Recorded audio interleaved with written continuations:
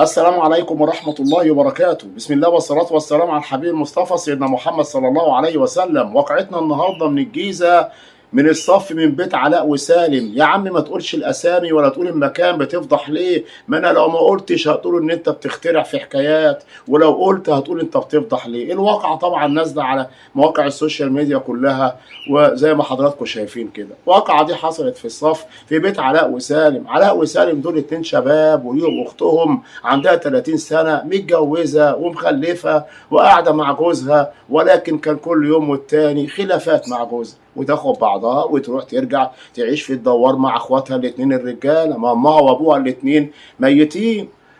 تقعد معاهم كام يوم وبعد كده ترجع بيتها تاني بعد ما جوزها يصالحها.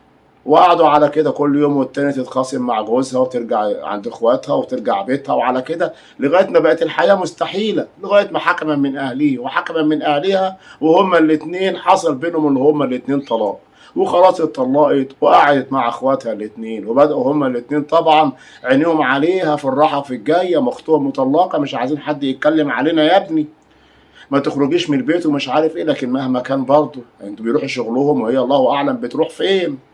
لغايه اللي حصل في يوم من الايام، اخ من اخواتها لقى في الحمام لاصق طبي كده، فما يعرفش ان هو لاصق طبي ده بتاع ايه ده يا ابني ده. قال له ما اعرفش. قال له خده كده روح الصيدليه واسال. خده وراح الصيدليه بيسال، قال له ده لاصق طبي بيستخدموه بعد الجراحات والكلام ده كله كده. طبعا بقى يعني هيسال اخته ويكلمها، هي قالت له ده حاجه ليا انا وبتاع، فافتكر انها حاجه نسائيه، ما رضاش انه يتكلم ولا يطول في الموضوع. عدى الايام ولقى ان اخته حامل. يا نهار اسود، ايه ده في ايه؟ اتاري بقى اللاصق الطبي ده هي كانت بتلفه على بطنها علشان خاطر حامل وما تبانش. فبيسألها الحمل ده منين؟ انت حامل انت؟ البنت اعترفت وقالت ايوه انا حامل. حامل منين؟ قالت له ما اعرفش.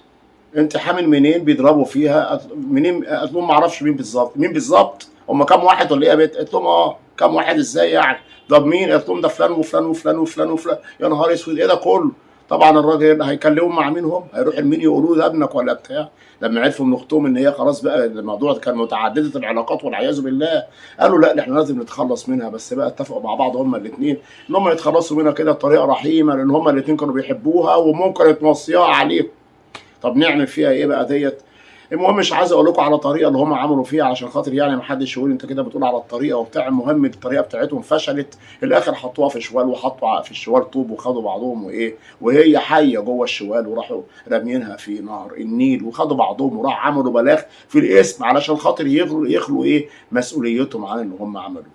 ولكن طبعا يشاء القدر ان بعد كام يوم الشوال طفى على وش الميه. وهنا ان يعني مراكب من مراكبيه شاف ان في شوال، والشوال ده فيه ايدين ورجلين طالعه هوب بلغ. لم الناس بلغت الاجهزه الامنيه. طب بنت مين؟ حد يعرفها؟ دي اخت علاء واخت سالم، وهم جابوهم. دي اختكم؟ قالوا ايوه. اللي انتوا كنتوا مبلغين عنها من كام يوم وده في بلاغ منكم؟ قالوا ايوه هي دي اختي. طب انتوا اللي عملتوا كده؟ مين اللي عمل كده؟ ما نعرفش مين اللي عمل كده. طبعا بتضييق الخناقه عليهم، وبقى طبعا بتفريغ كاميرات لقوا ان هم كانوا ماشيين بيها بالشوال وبتاع. الاخر اعترفوا ان هم اللي عملوا الواقعه دي. طب عملتوا كده ليه؟ علشان خاطر لانها حامل. طب منين حامل؟ طب ما انتوا قالوا لا مش عارفين حامل من مين بالظبط. احنا ما سالناها قالت مش عارفه مين بالظبط. لا للاسف كانت متعدده العلاقات واحنا بقى مش عارفين نعمل ايه. قلنا هتركبنا العار. قررنا احنا الاثنين احنا نتخلص منها.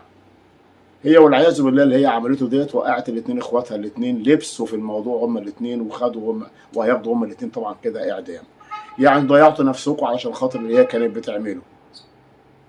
كنتوا شوفوا اي طريقه تانية غير ان كنتوا تقتلوها. مش كل حاجه القتل يا جماعه، مش كل حاجه ان احنا نلجا للقتل. مش اسهل حاجه عندنا ان احنا نموت ونقتل نقول عشان خاطر نغسل حارنا. لكن هنقول ايه؟ بس لله الامر من قبل ومن بعد. بشكركم جدا، بتمنى من حضراتكم الاشتراك في القناه، تفعيل زر الجرس، والسلام عليكم ورحمه الله تعالى وبركاته.